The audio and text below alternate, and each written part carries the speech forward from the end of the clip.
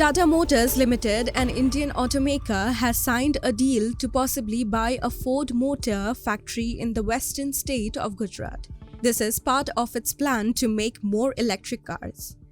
India's electric car market is just getting started, but the owner of Jaguar Land Rover already controls most of it. The government is trying to grow the market by giving companies billions of dollars in incentives.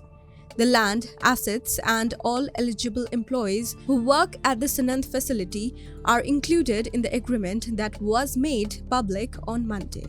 No information was given about how much the deal would cost.